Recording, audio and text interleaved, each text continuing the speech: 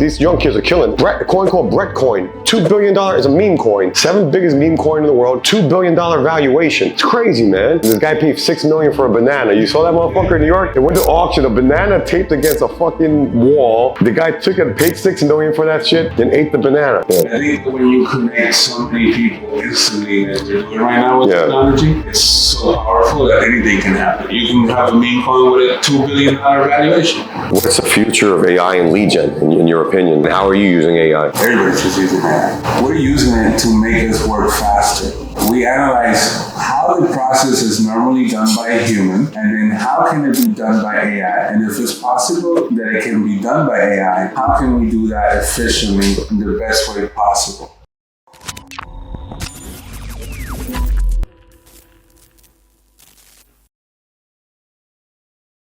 Get ready to level your shit up with the LFG Show. We travel the globe to bring you heavy hitters from all walks of life. We've been talking some serious business, from the best digital marketers, government contracting experts, to top athletic and celebrity doctors. We've got it all covered. We're talking to guys who've cashed in for billions with a B. And the best thing is, we're just getting started. So hold on tight. We're about to crank it up a notch. Get ready for next level networking and masterminds within the LFG community. Scared money don't make no money or honey. Hit the subscribe button, drop a like, leave a comment, and let's fucking go. Listen, I had to do this, man. This guy paid $6 million for a banana. You saw that motherfucker in New York? Yeah. They went to auction, a banana taped against a fucking wall. The guy took it, paid $6 million for that shit, then ate the banana. Right? So, bro, I got inspiration, man. I got you this pair of Art Basel. Oh, wow. I paid half a Bitcoin for this shit. You know?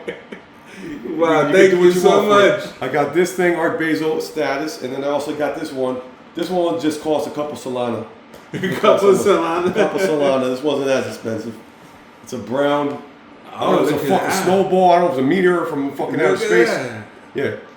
This is going to make your, sell more calls, bro. Paper call extravaganza, bro. That's half a Bitcoin? No, the pair was half a Bitcoin. This was like 2.6 Solana. 2.6? Yeah. You know, I sold Solana when I thought they were crashing, right? Me too, bro.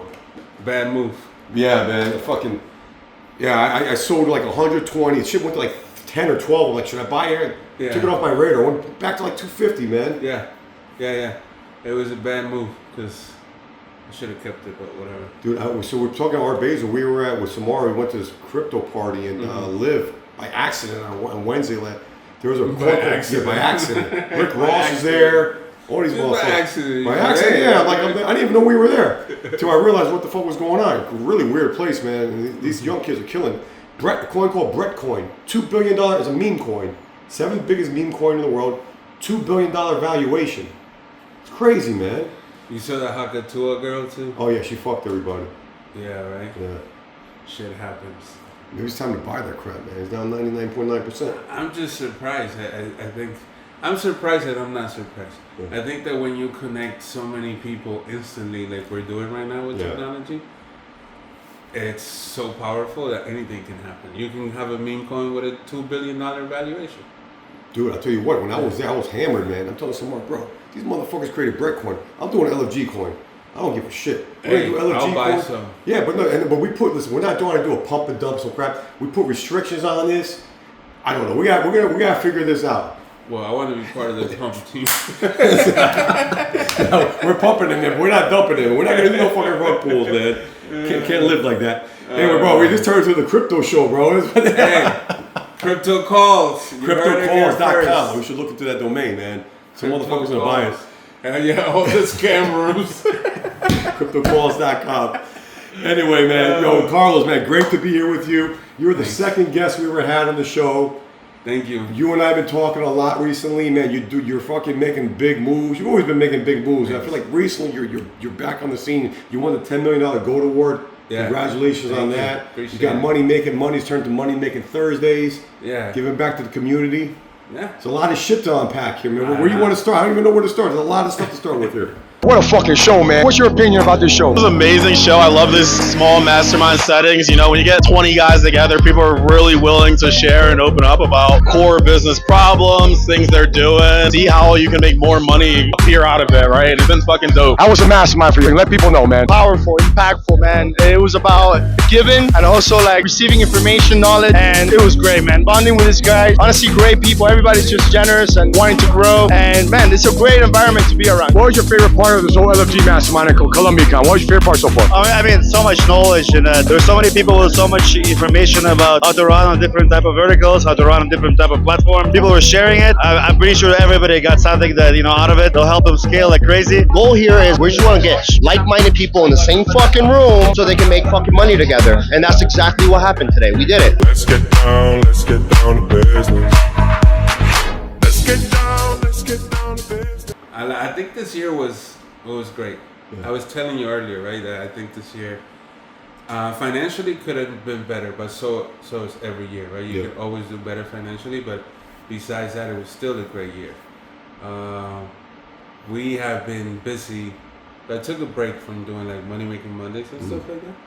And in the meantime, we've just been busy like building a lot of like internal tools and a lot of internal resources that allow us to have like a competitive edge and work more efficiently. And reorganizing the team, structuring all that stuff, and start using like task management tools to better keep control of a remote team. These are internal task management, or you're outsourcing like Asana or something like that? We use ClickUp. Okay. But see, I'm not an expert at ClickUp, and I have no time to really like become an expert in 2 days type of thing. So what we did is we hired, which we've been doing this for a while, we just hired like a consultant, then bring them on board, like fractional, and then set everything up, get the team on board, start them using it, see the usage goes up, and then like keep him on a retainer in case we need him. But for the most part, everything is automated. And it's beautifully, like, I get nerdy about this stuff, but because it's so automated in the way that when, for example, when a publisher goes and sign up, what happened next, it's pretty much everything is automated with a human oversight. So we make sure that the Everflow ID, for example, it's carry over to like Ringba, and then in Ringba, an account is created. And a sub ID, which is the Everflow ID, it's automatically passed, so it matches in the reportings. An invitation email is sent, so they can access the platform. IOs are generated, and That's awesome. Our emails are sent to submit creatives and stuff like that. So all of this happens automatically, which allow our team to be more efficient and keep better control and track of pretty much everything that's going on. Yeah. So that's why I just stand over there, go to my little stand-up desk, and I can run the whole operations. Yeah, I think I don't know, a lot of people realize how technical you are, right? That you're kind of like a geek in that sense, but it's good. Yeah. I think that gives you an edge. You talk about having an edge or competitive advantage, and I think that gives you those little nuances, help you see things from a different perspective that most people in our industry don't see. Yeah. I am a little geeky when it comes to that stuff, and lately, I have to say that I've been like focusing a lot in no code or low code development, and I'm loving it. So that's what I've been using together with my team to build these tools and resources, which analyzes calls and give us better dispositions and stuff that we don't even get from our buyers or advertisers. We have to wait forever for them to send us one, and the ones that do are limited, and they don't really include the KPIs or they don't include the metrics that we're looking for that make sense to our industry, to our business, right? So if it doesn't exist, we need to build it, and how can we go about that? Trying to do it in the most efficient way possible. For me, at the stage that we are at, I think that no code, low code builders are the way to go.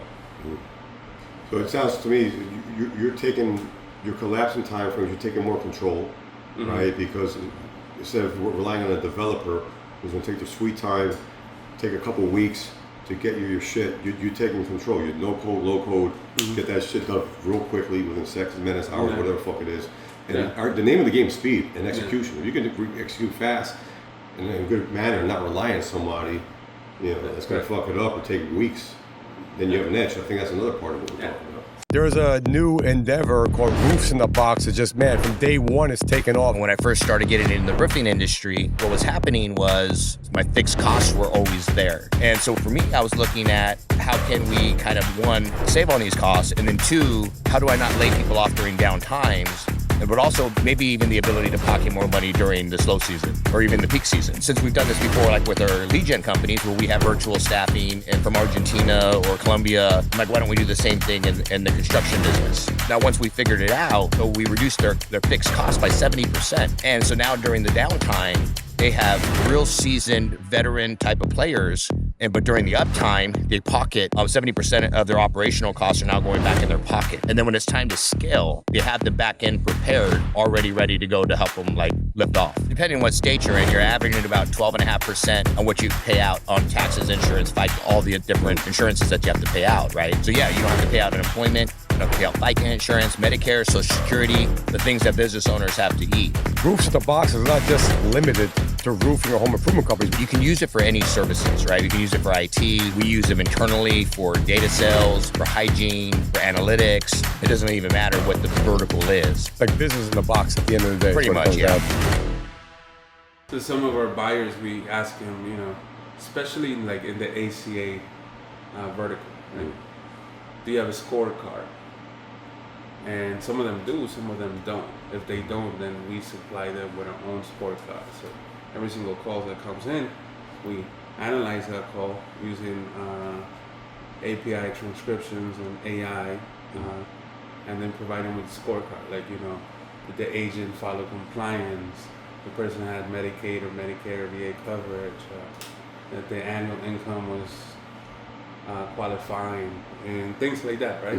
Like a whole full complete scorecard. So that's also a competitive edge, because like some of their vendors are not providing them that, right? Or if they are, it's by custom requests and stuff like that. Yeah. With us, it's just a standard. Doesn't matter, we just onboard you, automatically put you in, because it's going to give you better insights on our calls and your agent's performance and sales as well. Yeah. So essentially, it says, pretend I'm the insurance company, right? I'm buying ACA calls. Where you're acting as an extension of me. You're providing quality assurance that, and a lot of these guys, you can't depend on them to do that. I mean, I would say from my experience, I don't know what your experience is. If I have 10 clients, fucking 1 or 2 is buttoned up. They got the quality assurance. They got a good call center. So when you do something like that, you're going a step above. Again, it gives you another competitive edge, right? And now you got the transparency there. You know which ad sets are working, what campaigns are working better. You press the gas or turn these off, right? That's essentially what you're doing. Correct. It's more so for like, the calls themselves, right? Yeah. Like carriers, was a caller enrolled in like what carrier? Was compliance followed by the agent? Was the caller satisfied? Are they likely to continue the plan? Things like that. Mm-hmm. So it's like a whole scorecard that we come up with using, hundreds of calls to come up with specific questions. And we can do that, but I'm just saying ACA as a vertical. We can do that for all the different verticals that we operate in, right? But ACA now is kind of like booming, and it's been booming. It's a big industry, but also for like Medicare, for debt, we don't really do a lot of like solar and stuff like that, but we can easily do it as well. Yeah. The point being is that the technology is there for us to provide the source and the targets with this, information. And we're talking about pay-per-call, right? Correct, yeah, pay-per-call, yeah. Correct. And again, going back, I was at the TCPA summit in Tampa. What was it, Monday and Tuesday? Just got back yesterday. And man, late last night, bro, fucking paper calls gonna really, really explode. And I can't emphasize that. I got out of college, man, and 20 years ago, bond broker, making phone calls. Yeah. There was no federal DNC list. Yeah. It came out like my first year out of college, and people were like, oh, fucking outbound dialing is gonna die. Didn't keep dying. It got crazier, right? But anyway, they've done all these laws. They're making it harder and harder to outbound dial. And they said by 2030, they're going to run out of phone numbers, man, to outbound dial. It's a big fucking problem. That's wild. So, yeah, I heard that, and I'm like, man, you could create the best lead in the world for your client. You know, we have a lot of home improvement buyers, and they buy web form leads from us.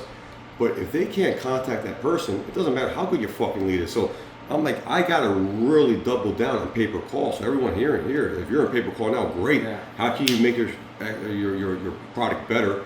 Like with ideas from Carlos.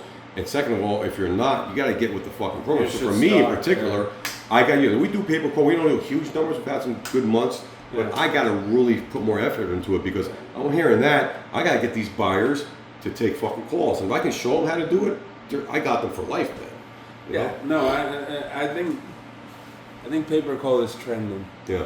And I think pay per call is also like it's gonna become even more popular, and as the more that we see regulation take effect, like the one-to-one consent and outbound dialing. It's like 5 weeks from now, man. It takes effect. 6 weeks from now. Yeah, outbound dialing. I don't want to say that it's dying because I don't think it will ever die, but it's definitely going to be affected. Mm-hmm. And to avoid litigations, a lot of the buyers are going to start, shifting their budgets into inbound consumer-initiated calls, right? Yeah. So it's definitely the right place to be at. I'll definitely, if you're new to pay-per-call, check it out. Yeah, and one thing that I love about you, and you had a great podcast with John and Cass and Adam the other day, and you touched upon it. Adam spoke very profusely about how you're very selfless, right? You teach other people, and you have some great stories on there. I'm starting to see that with the LFG show when you help people out. I'm busy as fucking. You help some people out, like man, they just they tell you some great stories. You have people pay off mortgages and all this stuff and learning from you. And you taught a lot of people how to get in the game, and now they're putting up big numbers, right? So Adam talked about that, but I think that's one of the things that makes you very unique is that you're willing to go the extra mile to do that, right? And so first of all, that's amazing. Second of all, now you're back on it. You took some break away from Money Making Mondays. Focus on the company. Now you got Money Making Thursdays going on, right? So tell us more about it and how can people learn more about that and participate. So it's a funny story because I took a break from Money Making Monday. Like, I was like, hey, I want to focus on stuff that I just discussed with you, right? And then we found someone that was willing to do our Thursdays calls. So we found someone that was like, hey, I will do the, Inner Circle Thursday calls. And I was like, great, let's do it. I will introduce you in the first 1 or 2 calls, right? And then after that, that's it. You take over and it's your call and you run it. The audience is there. Let's do it. Man, tell me how this guy quit on me. No way. On the second call. And I'm like, no. So how many people were on that? How many did you? What was the community like? The numbers at that point? It's not that huge, but it was like 80 people. But still, man, 80 people. Yeah. So it was 80 people in the Zoom call, and they were like, no, you did not, bro. So he definitely just quit on me. So I was like, fuck. All right, let's do it. So I started doing it again. We have grown that community. It's a Slack community. And it's like about 1,600 people right now. That's amazing. And they are all like, media buyers and networks and everybody. Like Adam is there from Rimba, Alex Market Call. It's a beautiful place, like with a bunch of people in their industry just collaborating in, day in and day out. And it's truly amazing because I get to learn like from the whole community, and I love that. Like, at heart, I think I'm a little geek, So I love learning, and I see what some other people are doing and are sharing with AI, with calls, with ads, with creatives, with process, with a whole bunch of stuff. And I'm like, wow, this guy's like crushing it. And no wonder why there's no other industry that at least like in the lead gen space that you can do, $10, $50, $100 million per year revenue running a complete remote lead generation company in calls. Yeah. Like many of our colleagues and friends have done in this space. Yeah. I don't see that happening in any other industry. I don't see, so I love it. I think it's the right moment to be in it. I think that coming up with resources and tools that can, give you a competitive advantage is a smart thing. Creating your own brands and then collaborating with the community around the industry, exchanging ideas and networking and all of that, and boom. Yeah.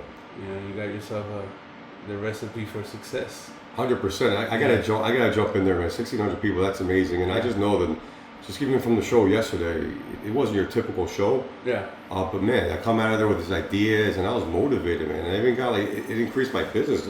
People I hadn't talked to in a while. I'm like, I hit them up. I'm like, bro, we gotta collaborate on everything, and bam, all of a sudden, like, we're getting campaigns going within 24 hours. But just that circle, it becomes a gift that keeps on giving, man. So I mean, 1,600. I didn't know it was that big. I would have thought maybe a few hundred, 300, 400, 500, which is still pretty big, man. Yeah, that's honestly. Yeah. We started with one, so yeah, that's crazy. Yeah, it's growing because we don't charge anything to become a part of it. Just like come Slack, hang out. If you need support, there's support. It's a whole community just talking about calls. We have like a marketplace section. So if you want to promote your shit, like you just go there, promote your offer, whatever. Thinking about creating also like a careers. It's a good idea. Like a lot of people are hiring, affiliate managers, media buyers and stuff like that, so they can start posting. Yeah. And just build a whole community around that. Mainly so we can support our, our vendors and our publishers and why not, right? So they have questions, is an easy way to reach us. Our staff is there. So. Yeah, I can't emphasize the importance of community and working with an expert or a team of experts, because instead of you trying to figure it out on your own, that's going to take you how long, how much time, how much money. You join a community like that, like yours, and you learn a lot quicker. We're trying to do that for LFG. It's taking a while, but we're finally going to get it going, and I'm looking forward to that because I think it keeps it keeps you sharpening your shit, because you're going to be talking about this stuff. You got to know yourself, and I think you mentioned something important too. We learn from each other, right? I'm doing these podcasts, and John said that too, and you're saying, I'm listening to you, and you give me these fucking ideas. I'm like, this is an honor to be talking to someone that's been doing it as long as you have, that's driven hundreds of thousands, if not millions of calls. Because then I get one little piece of advice or one idea, and then bam, I'm off to the races, right? It's just, you can't emphasize how important that is. So, yeah, guys, if you're not part of this Carlos community, we'll put a link here. Join the community, because it's so fucking important. And I'll tell you another thing. When you did the mastermind you did a couple of years ago, that was like 2 years ago, man. I know. 2 years ago, around this date. October, 2 years ago. What was that? I thought it was December. I think it was October, November. It was late October, early November. Late October, good 2022. Time, right? That was great. Well, bro, that left an imprint on me, man. You did such a great job. And I remember you were outside, you were filming, man, and you were so poised. And I'm like, man, I got to do that shit one day. And then, man, fast forward a couple years later, we got the LFG. We got it going, right? But those little things add up. It's like a little push, a little nudge, right? Yeah. And I don't know if you remember, but you probably do remember. We did it near your office. It was Lead Gen World. I was hungover. I was 3 days in Miami's rough, bro. 3 days with everybody going out, blah, blah, blah, blah. And let's do it. The camera guys, let's do some B-roll. We're going to figure something out. We're trying to like an intro hype video. And dude, I wasn't myself. And you're like, yo, Dave, there's 3 bullet points, blah, blah, blah, blah. And I did it. And we came up with something fire, man. Yeah, I remember. Downstairs. Yeah. Was it just... boom, boom, 1, 2, 3. Come on, you can do it. And dude, that changed everything when we did. And then the camera guy did his magic. I'm like, holy shit, this came out good. It's just amazing what you can do. But that's the value of working or having an expert on your side, having a team of experts that are your friends and whatever, man. But yeah, listen, you've been a big part of this, man. I can't emphasize that enough. And that mastermind blew me away, man. Learned a lot from that. We want to do it again. Yeah, you got to do it again, man. We'll collaborate on that somehow. Yeah, like we want to do it again. Like we've been talking about it in our calls. Like, hey, we should do a mastermind. And everybody keeps saying Colombia. Yeah. Like, I don't know. It looks like we're gonna have to go to Colombia. We got one coming in a month. You can't make that one, unfortunately. I want you there. Colombiacon 3, you'll be there, bro. I will definitely try to make it. But everybody's just like, Colombia's trending. Yeah. Like, Colombia didn't come. I want to do it in Miami. Maybe do both, man. So what we're gonna do, Lead Gen World, what is it, the 5th, 6th, and 7th, last day go to Colombia. I'm wondering if that's too much overkill though. Because Miami's rough on the body, right? All this going out, and then you go to Colombia on top of that, man. Guys got to fucking take their vitamin C's or zincs. They better non-alcoholic beer, man. That's gonna be rough, right? One. That's gonna be. We should give awards to motherfuckers that make it. Yeah, like an Iron Man award, survival award, man. Yeah, definitely. That's what we're gonna do. I survived. Get some Ringbuck credits or something, man. I survived Colombiacon. That's what we should do. But interesting enough, man. So we were. The podcast we did back in January, we just came from LGW. Yeah. That was like 11 months ago, right? And we talked about this briefly, man. I wish I could go back to see what we talked about there. I know we talked about like Spanish markets, all this, but this year for me, man, was not what I expected to be in 2024. I think I had all these visions of this, and there was a lot of curveballs that got thrown at us. And listen, we wound up doing, it wasn't the numbers I wanted to hit, but we did decent. Yeah. We cut back. Now we're fucking lean, man. We're lean and mean. And November was the best month of the year as a result of a lot of the changes that were made. Yeah. I had to get back in the fucking weeds, man. So I want to see what was your experience in 20. I feel like we had similar experiences, man. I think so. Yeah. I think everybody had, I'm sure there's people that, had an amazing year. But for the most part, everybody had a kind of similar experience. And I think it has to do a lot with the economy. Yeah.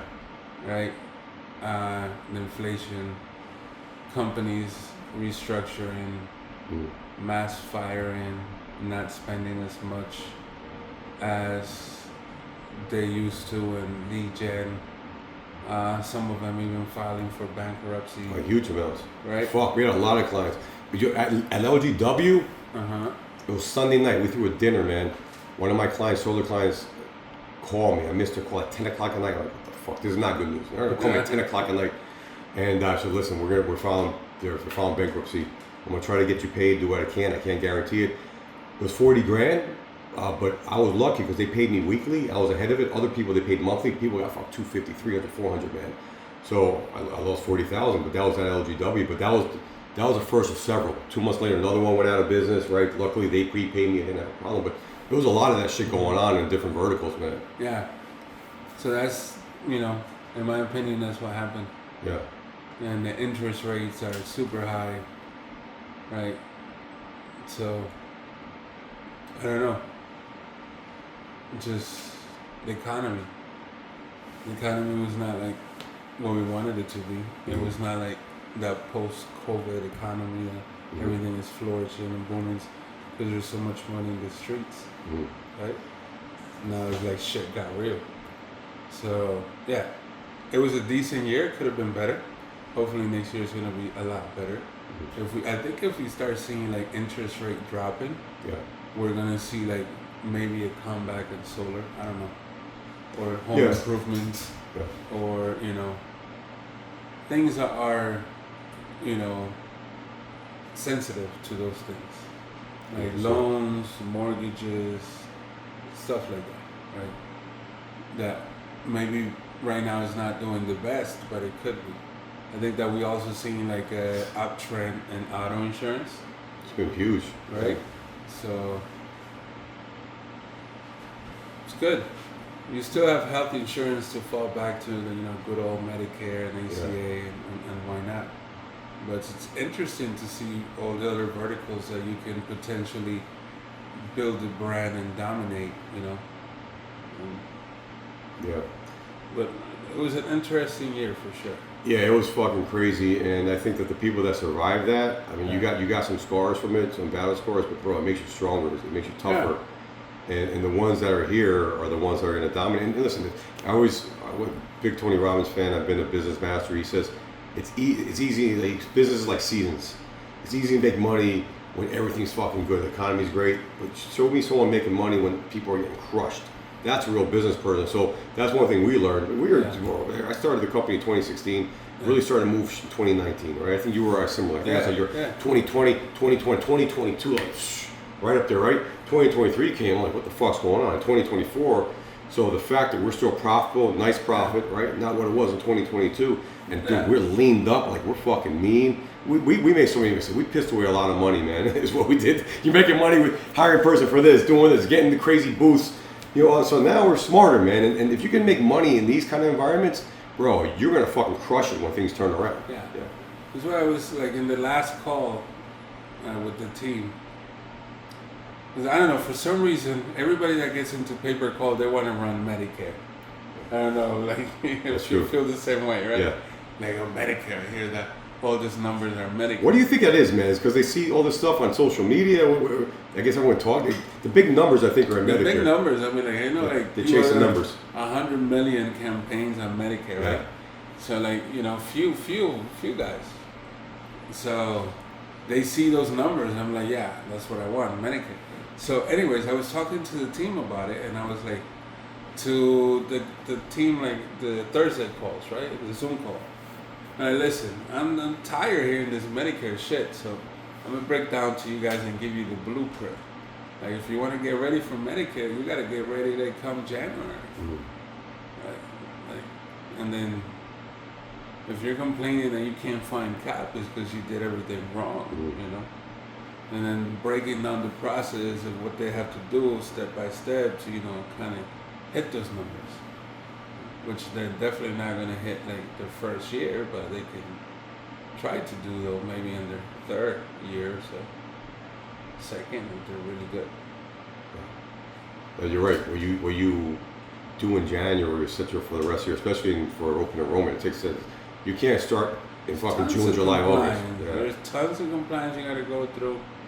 Requests from, you know, e-brokers and carriers, and approvals and opt-ins, and there's tons of stuff that you have to go through. And insurance policies, the whole 9 yards. Creative process. It's insane to think you can pull that off in a month or two.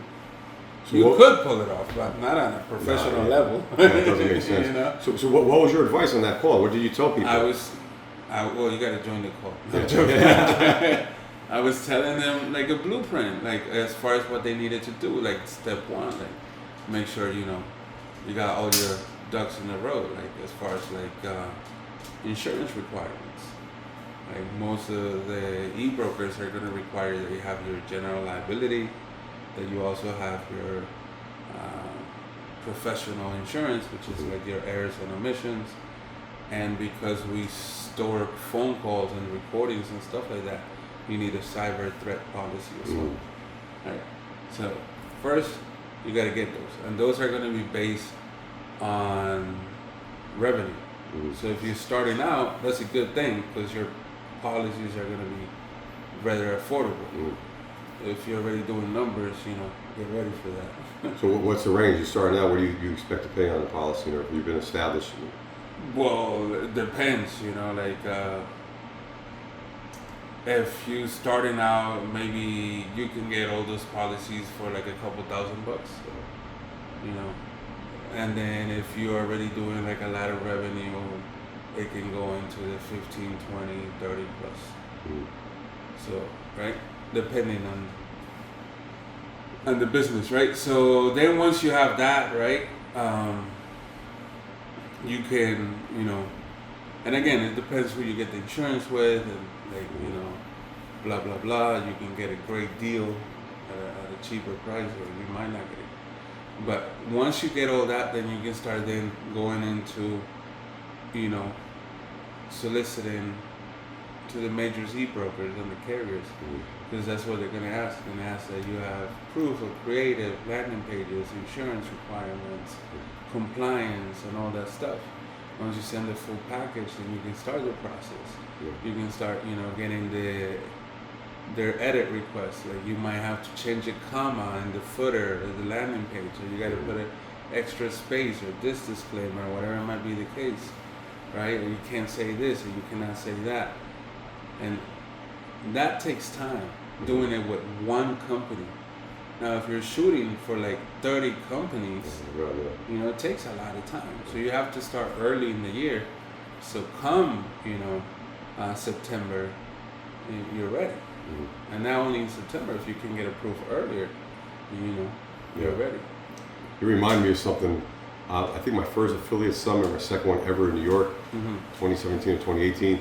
We were starting to put okay numbers up in solar, make it happen. And I was buying some mortgage data where mortgage data was great for solar. Same audience, right? Homeowners, you can filter by credit score.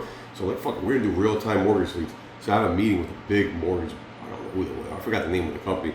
They asked me fucking questions. I had no idea. Like, are you like you have to have, like you're saying, licenses, this whole fucking checklist. I had none of that shit, man. So, you know, I try to bullshit my way through. That's why I learned you can't, listen, if you're not ready for prime time, don't get ready and then go there, right? Yeah. But that's what it is, I think, with Medicare. People see, and back then mortgage was hot as fuck because rates were so low. It made all the sense in the world, right? So I just stuck to my lane, which was the data. We weren't going to do real-time leads. No, the thing is this, right? A lot of these guys that are, and girls that are coming into pay-per-call, right? They usually are, you know, some of them have experience in digital marketing and media buying, e-com, Nutra, whatever the case might be. And they see something like pay-per-call, they see somebody that's doing like, you know, numbers. They think it's just as easy as coming up with an ad and, you know, running it on their favorite platform. And give me a number. And why are you not, you know, picking up on calls? Type of thing. And it's not. Yeah. It's a lot more complicated than that.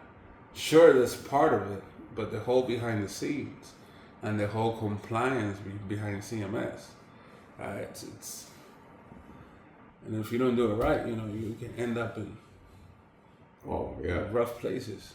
Yeah, absolutely. See that with AC, all this crazy stuff going on, it's nuts. Yeah.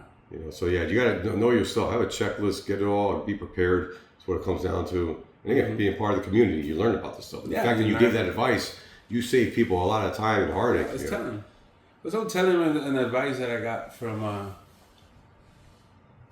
Adam, that he told me he got from somebody else. Hiring experts, right, on LinkedIn.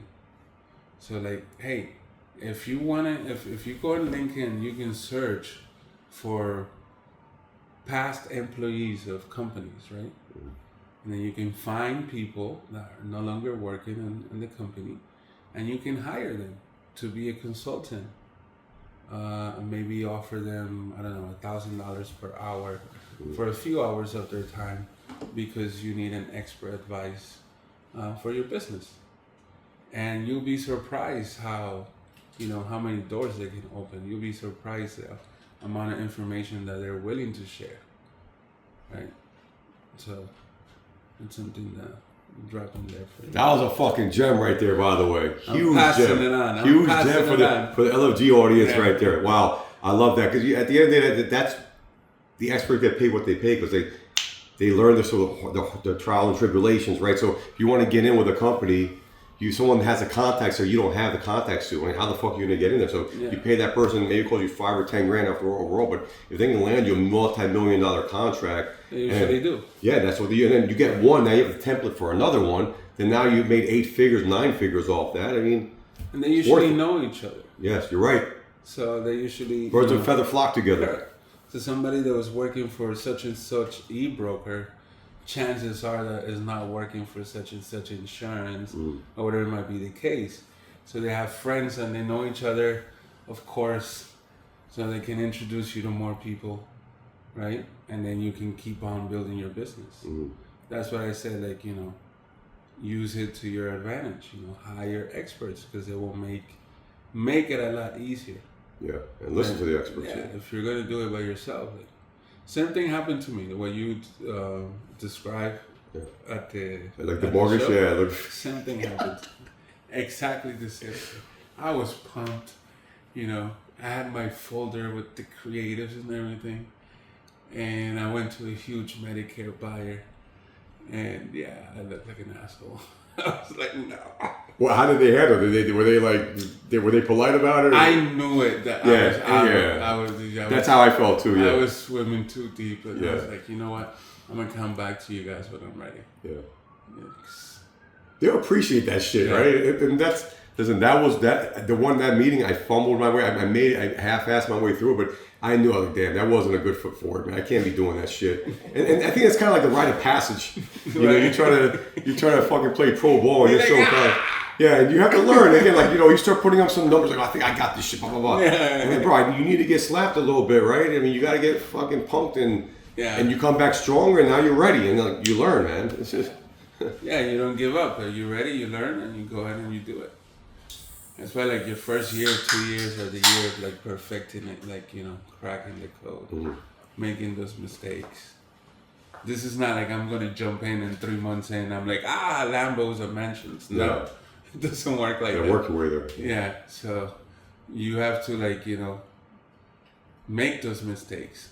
And, it's amazing when somebody can share their knowledge to avoid you making those mistakes. Yeah. And in the community, I see it all the time because I log in and I see people talking about different subjects that I'm like, wow, I had no idea about this. Like, and you're learning, and I share what I know, and then I don't know. It breeds more. It keeps me more like on top. Keeps you alive, man. Is what it does. And man, it reminds me. We were talking about crypto earlier. I'm kind of joking about a lot of shit, but when I was there, I was with Samar, and man, him and I, this is a whole different animal. This community. This community moves different. Yeah. They operate different, and at the end, I was glad I saw that because it made me think different. And right, this community changed the election, right? You got these young guys. If Trump didn't go on the Joe Rogan podcast, he wouldn't won. And I don't know if you know this. Barron, his son, was 18 years old, told him, Dad, you got to go on this podcast, the Nelk Boys, this one. And he had no idea. Like, he didn't know what he was doing on it, but he did well. And like, Dad, you know how that changed the election. He was fucking right. He got the votes. These are people that didn't vote Republican, and they switched up. Or like, I'm going to vote for this guy because he won on there. He put FaceTime on there. And he's a 79-year-old guy. But he was there in that community. They liked what he said. But when I was at the crypto at Live, at that nightclub, I was like, bro, I felt a little bit out of place, but I'm like, I liked it. I felt like a little uncomfortable, but you got to get out of your comfort zone. But that's why in those communities, when you have young people, you got older people, you got a whole mishmash. That's how you fucking grow, man. Because these guys are in the weeds with crypto. I'm not in the fuck. I know what I know. I've got coins, but these guys are next level, man. But that's the importance of it. Yeah. I have a few of my friends. I have this picture in my Instagram. It's me and plus 3 of my other friends, right? And we have the before and after picture. It's funny. The before pictures, we're all sitting down outside of my parents' house. We were broke as a joke, all 4 of us. The only thing that we wanted to was to make money. Yeah. And then when you do the after pictures, all of us, after success, 3 of them made them in crypto. Wow. It was the only one that did lead gen calls. The other 3 of them, crypto. They invested in crypto early. And like you said, they got into it. They got into, identifying the patterns and the trends and doing all that crypto things I don't know about. The thing is that, they're making 7-8 figures from crypto, and they move differently. They completely move different. Yeah. I feel like it's more flashy lifestyle that they have as well. Well, think about it. They make that money that quickly, right? And it happens. I mean, I've been there. I remember 2022. I was fucking spending a lot of money, doing all sorts of crazy shit, and looking back, what the fuck, man? I should have been smarter with it, right? But you have that rush. It comes fast, man. So then it almost, I don't know if it's good or bad in the sense like it becomes like an addiction. You want to keep that going, so you figure out all the ways your brain. So I can see that, but listen, respect to them because we both had something. I think, I don't know if you had bought Solana. You said you missed it. Yeah. But I bought it. I sold it. I didn't buy it again. That was my mistake. I sold it. I think in crypto and in investing, time is in your favor. Oh, absolutely. So like, the thing is sometimes like, I'm not a professional trader or anything like that, so I make emotional mistakes. Yeah. And if it was calls, I would like, hey, don't do that. You know what I'm saying? Well, for sure, yeah. But I don't. So I'm like, oh, man, I'm gonna lose all my money in this shit. Yeah. And then you sell it, and then it bounces back, and I'm like, fuck, I should have. But it's too late. It is what you're in your lane. But if you have friends like that, I mean, this is not going to disappear. There'll be another coin. And the good thing is like now this day and age with the podcast, I was listening to one, and the guy broke down the election right after it happened, and he gave some coins, and I started putting some money in these coins. I'm like, you know what I'm going to do? I'm just going to fucking keep buying them. I'm going to put like some for my kids, and I'm not even going to look at them. Just keep buying and buying. I have a buddy of mine. He forgot he had crypto. I wasn't doing that well. He looked the other day, he had $700,000 in his fucking wallet. That's what I was gonna tell you. That the only one that is doing good in this crypto shit is my dad, and he doesn't even know about it. Yeah. Because like I don't know, like 6 years ago or whatever, I was like open a Coinbase account and put some money in there, and he kept putting little by little in there, and then he doesn't even know the password to Coinbase. I'm like, great, bro, amazing. Yeah. Your portfolio is doing great because he's not trading it. Yeah. So God knows how much it grew into. That's beautiful, man. Yeah. But I sell that shit. I see that it goes up. I'm like, I'm the same way, yeah. It goes up, I'm like, fuck. Well, it's like this. campaigns, but you know, always saying you're going to see on the LFG show. We're going to talk to a lot of more traders and people in crypto too. And I traded today. I sold my options in gold and silver. I've been buying and selling that and doing pretty well. But the point, I think it's almost like a campaign. It's, we know things don't last forever, right? Yeah. So but someone like that that's not from our world, they're willing to hold on. They don't even know they're like less. But that's what I'm going to do with my kids' portfolio. Put X amount in these coins. That's it. That's long term. I'm not trading that shit. Yeah. I got another account. I told my wife, listen, this fucking going in there. Don't even let me know the password. Boom, have that. Then I'll have my fun. I have my trading account, you know. But that's how it is. But the point of going back to the community is that when you have these communities, you got the fucking experts. They'll tell you what to do. Like you told people what to do about the Medicare. You have the checklist, right? If you don't have to be an expert at crypto, but if you have people that are, they'll guide you. We got a buddy. I'm not gonna say his name, man. And you know, this guy, man, him and I used to trade together. When we trade together, it would be like, we wouldn't make money because we'd be pissed off, like, I'm out, and then the shit would explode. And we're, what the fuck, man? So we stopped doing that, and we're both doing better than ever. This guy's portfolio has gone up a lot. He moved to Puerto Rico. He's in proximity with these fucking traders. They go there, 4% tax, and now his fucking portfolio has gone up through the roof, right? So the point is, it's the community, man. Like, you want to make a billion pay-per-call, you got to follow the right people. Follow Adam Young, follow Carlos Corona, right? The podcast, the information is out there for you. Yeah. So are you going to put the time to take advantage and listen to that? And you're going to execute it. Yeah. Because you get ideas. You can come up with all this different campaigns and different ideas, and I'm going to do this, I'm going to do that.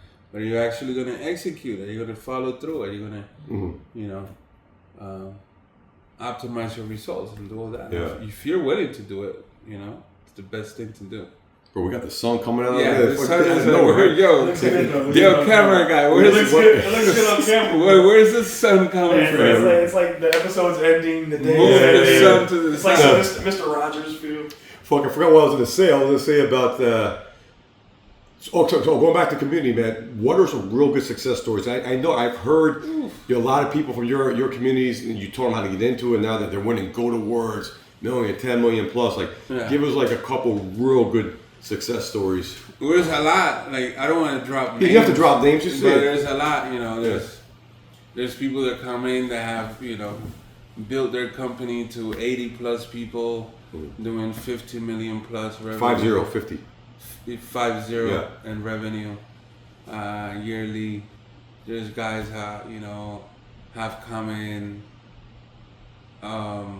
started in pay-per-call, and now have venture to insurance agencies, and now own both, a lead gen company and an insurance agency with 40 plus people in there. It's people that came in and didn't make it. Yeah, it's gonna happen. So numbers. There's a lot of publishers that have done. I want to say, people that join in, new to pay-per-call. 19 plus, maybe 20 plus that have done 7-figure, which is quite good thinking about it. And tons of other success that might not be like so much financial, but lifestyle freedom.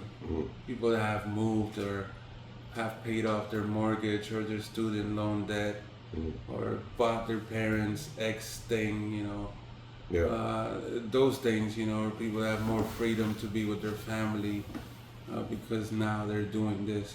But it's not for everybody. It's definitely not for everybody. Like at the beginning, it's a lot of work. You're learning something new. It's like me dropping you off in a construction site and be like, build me a house. Right? Imagine if you had no guidance. How's that house going to look like? Right?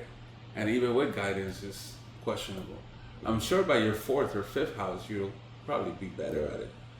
So it's not for everybody, but if you're willing to put in the work, and if you're willing to, you know, be open-minded, get yourself out there, surround yourself with the right people, not give up, you can have a great business in this industry, you know, 7-8 figure business, 9-figure business.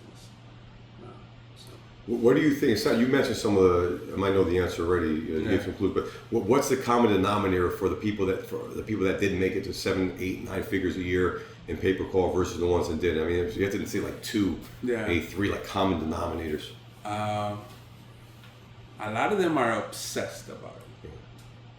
You know, obsessed about their business, obsessed about their growth, obsessed about self-development, education.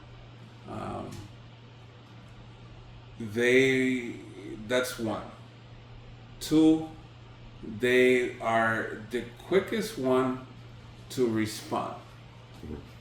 Whether it's a text message, a phone call, or an email, it's almost like an instant response. So that tells you that they're on top of their game. That, you know, they have that, I don't want to say that zero inbox mentality, but you're definitely not waiting, you know. So, and they started networking in the industry very extensively, showing up to all the trade shows, shaking hands, kissing babies, type of thing, right? So being in all the conferences, all the trade shows, all the meetups, you know, building that rapport, you know, building that presence in the community. So that will be like, you know, kind of like, I guess, the 3 things, right? They were obsessed about their business, obsessed about growing, self-development, making it big. They were quick in taking actions, you know, whether it was creating a brand or funnel, responding to email, communication, you know, they're present, they're there, and networking. Yeah. And like attracts like too. If they see you're obsessed, you care about your shit, you're gonna attract other people like that, whether they're an advertiser, publisher, whatever. And then you have this network of fucking go-getters, right? And then you all grow together.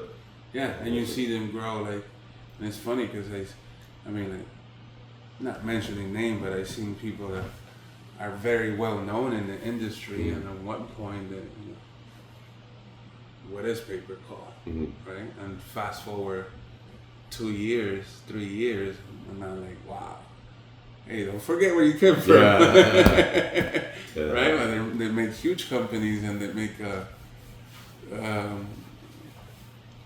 they create this abundance, not just for them, but for their team, you know, for their family that works in the team, all these people that are hired. All these people that are hired, not here in the U.S., but think about it, across the world, you know, most of the type of companies in pay-per-call are mostly like remote, so they have staff from all over the world. Think about it. Yeah, it's crazy. Definitely bigger than us. It's amazing. It really is. So let's we we're talking about crypto before, and I guess crypto was it was new, right? Something that disrupted things. The blockchain disrupted things. Another thing, AI. AI is disrupting things. These stocks are going through the roof. And when I was at the TCPA Summit, they talked about how, you know, obviously everyone's looking to cut down on robocalls. They have to do one-to-one, all this shit. But AI has become a big focal point of regulation. So what's the future of AI in lead gen, in your opinion, or how are you using AI? We're definitely using AI. I think AI is becoming part of our everyday, just like the cell phone and, you know, vehicles, you know. It's part of our everyday life, and everybody's just eventually going to start using AI. Maybe some of the older generation, you know, like 80, 90, maybe it's not. But definitely the younger generation, and not, you know, everybody's just using AI. So definitely AI, I think it's going to be a part of, you know, of our life forever. And we're using it to make us work faster. So we analyze how the process is normally done by a human, And then how can it be done by AI? And if it's possible that it can be done by AI, how can we do that efficiently in the best way possible?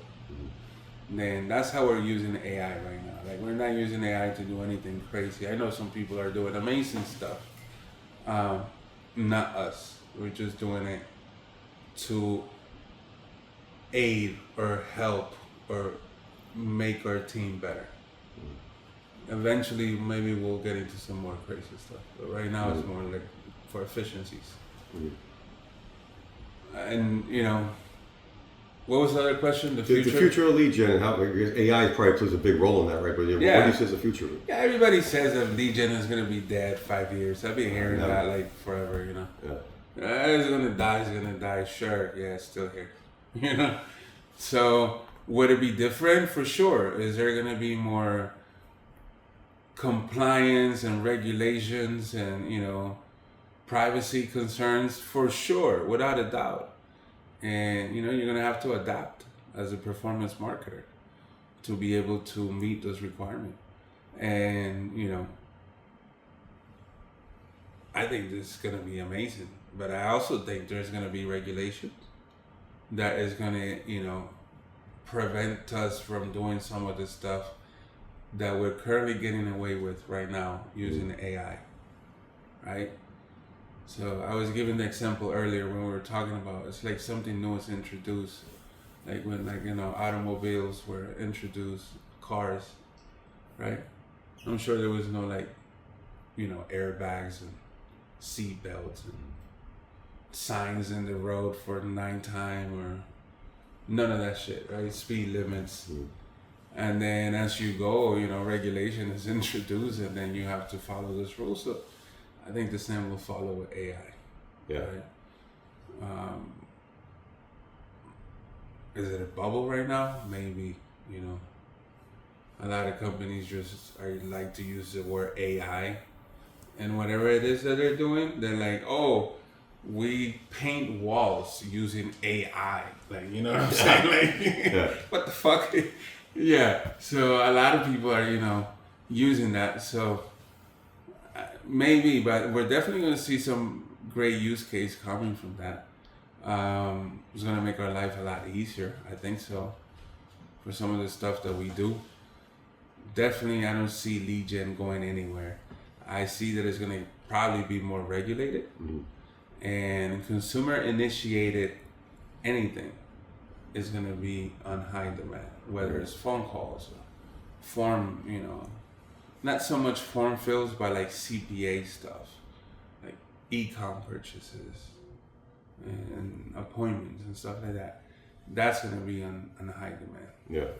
So how are you using it? I know a lot of media buyers using AI for creatives, that stuff. I mean, is that using it in that capacity? No, we don't use it for creatives. We use it for internal operations, for quality assurance. Perfect. Like for phone calls, so, you know, knowing what's going on behind the phone calls and stuff like that. Like we talked about earlier, Yeah. Again, the media feedback loop, so you can provide better quality and better communication with your clients. Correct. Yeah, we can provide them a better overview or a summary of what's going on. So we use it more so for that side of the business. Got it. Not so much. I think that for, and again, this is my personal opinion. I think that for like ad creatives and media creation and stuff like that, it's very good, but it's not there yet. But it's extremely good. And some people are seeing huge success with it. But I think it still needs like another year before it's there. Interesting. Yeah, I'm looking forward to seeing the lead gen world. The vendors, it's always good to see what they're doing. Some are like full of BS, right? But every so often you catch someone that knows what the hell they're doing. I mean, if you look at last year, what some of these AI companies were doing as far as like image generations and video renderings and even, you know, large language models. And if you look at that last year and you look at this year, it's like day and night. Right? So I think that, you know, come next year, it's going to be like, And 5 years from now, it's oh my god, yeah, full blown. Yeah, our kids are gonna be shit, man. Yeah. It reminds me when we had a VCR. My dad didn't know how to use a fucking VCR. Like, so simple, right? It's VCR, whatever. Like, how do you rewind this shit? You rewind this, man. Tape decks, and that's what's gonna be. Our kids are just, yeah. You know, they're gonna be a whole nother level. What about the Elon Musk robots, the one that Kim K was doing? Oh, that's true too. Yeah, Elon Musk robots, all that stuff. Yeah. Can't wait to have a robot to do my dishes. And that's do my laundry. That's good for me. I mean, we joke about it, but it's true that it helps you fucking save time, focus more on what we're good at, right? Creative the ideas and executing and all that shit. Yeah. Does it though? It should. I mean, on paper, it should, right? Yeah. I don't know. Mixed feelings about it. Yeah. I think it's a great thing, and at the same time, it's like, is it a great thing? You know? Yeah. Is it really like? I love ChatGPT. Don't get me wrong. I think it's the shit. But like, is that gonna make me like, you know, lazy or something? Mm-hmm. Like, I'm not gonna want to type a paper anymore. Yeah. Is everything that I'm gonna like use like generated by ChatGPT? Is it gonna be robots talking to robots? Like, is that where we're heading? Scary shit. I was, bro. I think about it. You make me nervous now, man. I'm like, what kind of world is this? It's like Terminator. You know, these fucking robots everywhere. Children, I don't know. Because if you're writing your shit with ChatGPT and you post it on Facebook and LinkedIn, and I'm writing my shit with ChatGPT, and then when I go to comment on your stuff, it's telling me AI can write your response, right? So is it robots talking to robots, or what the hell is going on? The political, that's what they do, man. They get these fucking robots in there, and then it causes a stir, and boom, everyone's going in and out, man. It's crazy. Yeah. You can think about that one. No, it's true. But I was thinking about getting the driverless car, right? I don't drive. Now I take Ubers everywhere. I kind of miss driving, man. And for me, it's cool because I get work done. I've been more productive. But I miss fucking driving, man. So I've been looking at that Tesla one, but I don't know. I don't know if I could take control. I can let a fucking robot or machine take control of driving. What's that? I'm just laughing at the sun. Oh, the sun is no joke, man. It's right in our face. How's the sun doing, cameraman? I'm just sitting to show the people. Oh, how? Yeah, right in our face, man. Yeah. The things that we do. Cool, man. Make sure we don't drop that T. All right. So anyway, going back to where we're talking about the future here, right? What the future is, Allegiant, the future of AI, all this stuff. I mean, what are your thoughts about 2025? I mean, I personally, I'm excited. 2024 was one of these years where I had to reset a bit. And I like how we ended the year as a company. I like how I ended the year. I felt like I did a lot of self-development. And it wasn't, again, not what I expected. We did our the podcast in January of this year. I don't know. I think I was really expecting a lot of different things, a lot of curveballs. But I feel like some curveballs almost took us out, but we're here, man. We're fucking still standing. We're going strong. We're lean and mean. I'm pumped up. And how you feel about 2025? I feel it's going to be an amazing year. Yeah. I think that I personally think that interest rates are going to drop. Also, because we have a new sitting president, a lot is going to get done that first quarter. So, looking to ride the wave of whatever new initiative is passed, whatever they're coming up with. But in the long term, I think that you're going to see some declines in interest rates, which is going to boost the economy. Maybe, personal loans, new purchases like new vehicles, maybe some home improvement sectors might do good as well. So that's where I see that's what I think is going to happen, but I'm not sure. I think nobody knows, so we just have to live it. And in the meantime, we continue to push health insurance, and Medicare keeps going strong, and there's definitely a lot more compliance and more regulation, but it does not mean that there's less demand. It just means that there's more requirement to supply the demand, right? Same thing with ACA, and I think we've seen some regulations as well as ACA introduced by CMS, like that three-way call-in. First it was like a verification pin, and then three-way call-in, and they're coming up with some other stuff. Last I heard is like they're doing some identity resolution stuff to prevent fraud and misleading ads and stuff like that. But ACA is also doing well. It's doing very good. So I think that's going to continue into 2025. Yep. And on. If there's any new regulations introduced about ACA, it's going to take some time before they can even replace it. And maybe it's a good thing. Well, maybe it's not. So we'll see. And just keeping a lookout for that. And I think auto insurance is been doing a comeback. So I think into 2025 you might see that category explode. And I'm not sure because I don't want to put I don't know how to say it. I think debt is like prime right now. Credit card debt settlement. I think that right now it's the time. It might get a little better coming into the next year, but Yeah, I feel like debt's been, it's always there, right? And it goes through these cycles where it's really hot, then it gets harder.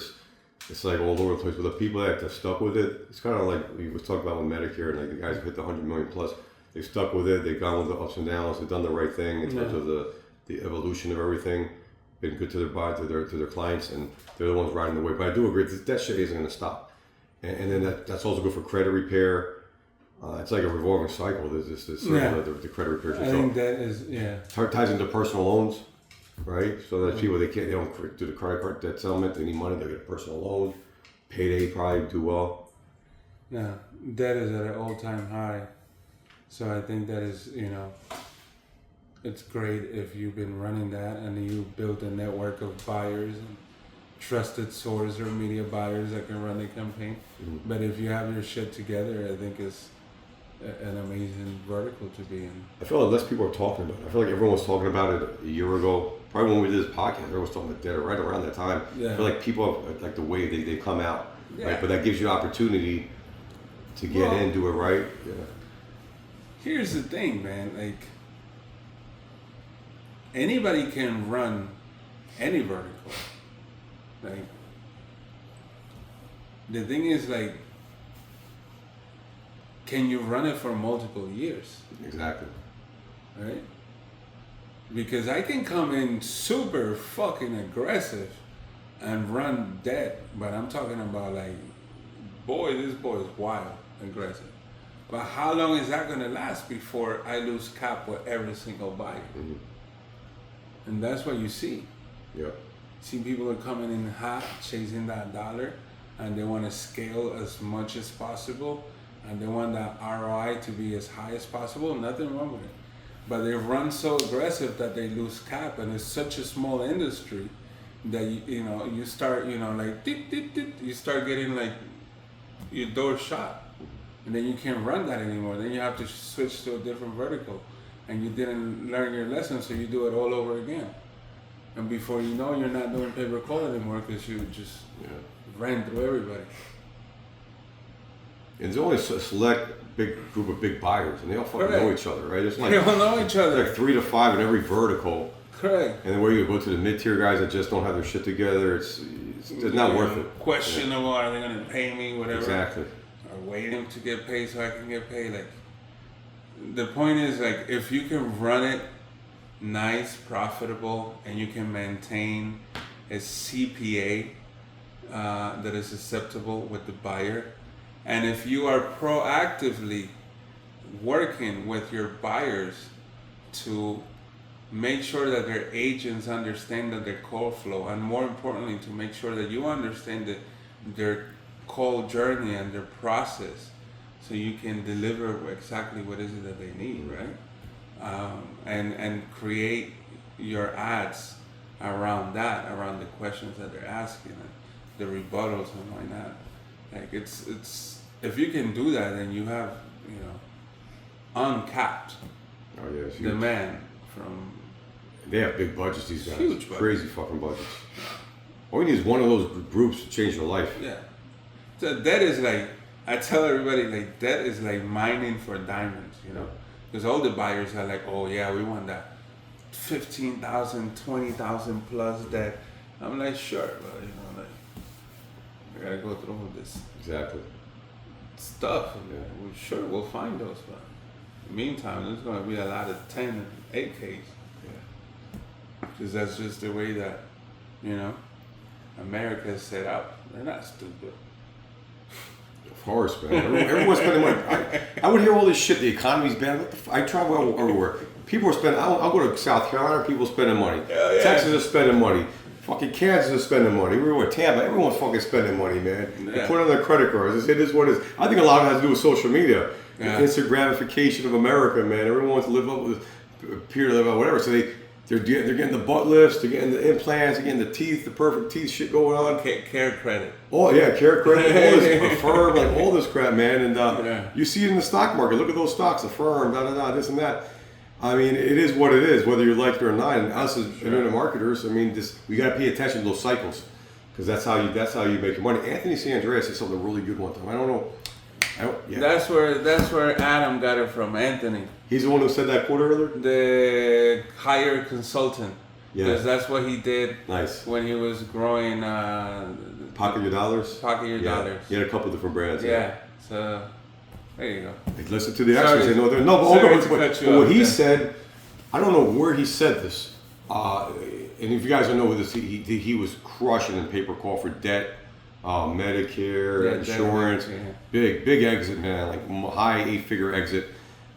Great guy too, by the way, but he hit it at the right time. He had very good timing. He surrounded himself with experts. He had a group out of Boston, great, I don't know if they were private equity, what they were, but they guided him through the process. And bro, he followed the checklist and he exited in a great amount of money. And a real humble guy that you talk to, you would never know, man. Not flashy at all. Nice guy. Really great guy, man. He'll give you all the best advice. But anyway, he said somewhere that to know what's going to be a hot vertical or some shit, or you're in a vertical, listen to the publicly traded earnings calls. Yeah. Because they have to talk about their earnings. What's making money? What's losing money?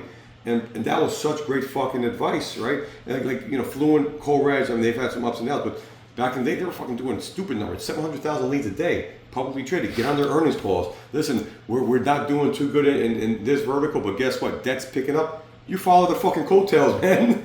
Success leaves clues. But when he said that, I can't believe no one talked about it. But that's what you're talking about, the interest rates. We're talking about debt. That's how you make your money. You got to find where the money's flowing so you can take a little piece of that, man. And now it's easier because now you can get the transcript of the call. Oh, yes.